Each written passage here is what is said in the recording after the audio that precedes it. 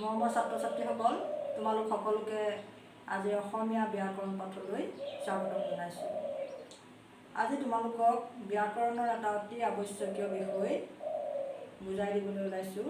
বিষয়টো হ'ল ছন্দ। SSLC পৰীক্ষাত ছন্দত 4 নম্বৰৰ প্ৰশ্ন আহে। আহাচোন আমি আজি ছন্দৰ বিষয়ে কিছু কথা জানি লওঁ।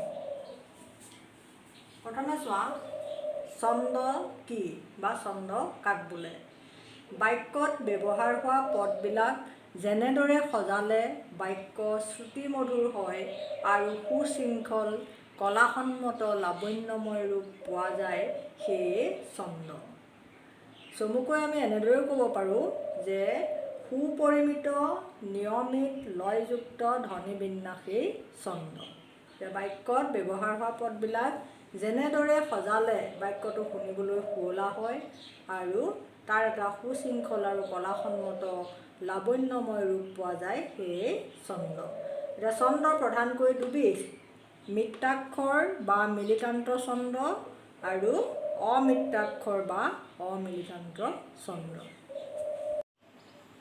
এই কবিতা অংশলৈ চোৱা, দুখীয়াৰ ভগা পজা একোখনি তীৰ্থতাত, একোখনি পুণ্যৰ আশ্ৰম, মৰিলে পুনৰ আহি দুখীয়া দেশতে মোৰ লওঁ যেন পুনৰ জনম। এতিয়া এই কবিতা অংশত এইটো এটা পৰ্ব, দুখীয়াৰ ভগা পজা এইটো এটা পৰ্ব, একোখনি তীৰ্থতাত এইটো এটা পৰ্ব, একোখনি পুণ্যৰ আশ্ৰম এইটো এটা পৰ্ব। এই তিনিটা পৰ্ব লগ লাগি হৈছে এটা চৰণ বুলি। মৰিলে পুনৰ আহি দুখীয়া দেশতে মোৰ লওঁ যেন পুনৰ জনম, এইটো এটা পৰ্ব, এইটো এটা পৰ্ব, এইটো এটা পৰ্ব। এই তিনিটা পৰ্ব লগ লাগি এইটো হৈছে চৰণ। এতিয়া দুখীয়াৰ ভগা পজা একোখনি তীৰ্থতাত, একোখনি পুণ্যৰ আশ্ৰম, মৰিলে পুনৰ আহি দুখীয়া দেশতে মোৰ লওঁ যেন পুনৰ জনম। এই আশ্ৰম আৰু জনম এই দুটাৰ মিল আছে। আশ্ৰমটো হ'ল প্ৰথম চৰণৰ শেষ আখৰ আৰু জনমটো হ'ল দ্বিতীয় চৰণৰ শেষ আখৰ। এতিয়া প্ৰথম চৰণৰ শেষ আখৰৰ লগত দ্বিতীয় চৰণৰ শেষ আখৰৰ যেতিয়া মিল থাকে তাক কোৱা হয় মিত্ৰাক্ষৰ ছন্দ।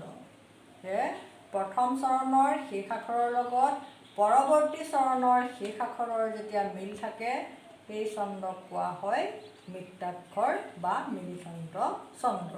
আকৌ চোৱা, ঐ অনৱগুণ্ঠিতা ফুল্ল শিখৰিণী, ৰঞ্জী মণিকৰ্ণিকাৰ হৰিত মেখলা, আশা শুভি শুভ্ৰবেশে কৰি সুশোভিত, লৌহিত্যৰ তীৰভূমি শ্যামল বননী।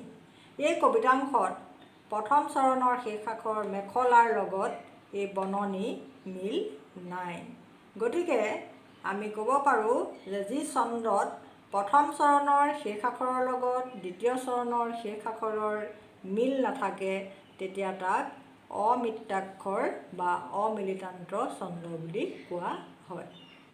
এতিয়া চোৱা, মিত্ৰাক্ষৰ ছন্দৰ সূত্ৰ। যি ছন্দত প্ৰথম চৰণৰ শেষ আখৰৰ লগত পৰৱৰ্তী চৰণৰ শেষ আখৰৰ মিল থাকে তাকে মিত্ৰাক্ষৰ ছন্দ বোলে।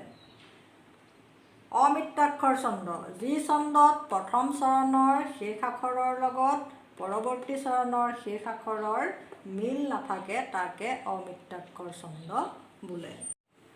এতিয়া চোৱা, পদ বা পয়াৰ ছন্দ। এই পদ বা পয়াৰ ছন্দত চৰণে প্ৰতি দুটাকৈ পৰ্ব থাকে। প্ৰথমে প্ৰণামো ব্ৰহ্ম ৰূপী সনাতন, সৰ্ব অৱতাৰৰ কাৰণ নাৰায়ণ। এতিয়া চোৱা, প্ৰথমে প্ৰণামো ব্ৰহ্ম এইখিনিলৈকে 8টা আখৰ, এইটো এটা পৰ্ব। ৰূপী সনাতন ইয়াত 6টা আখৰ, এইটো এটা পৰ্ব। এই দুটা পৰ্ব মিলি এটা চৰণ হৈছে। এটা চৰণত 14টা আখৰ আছে।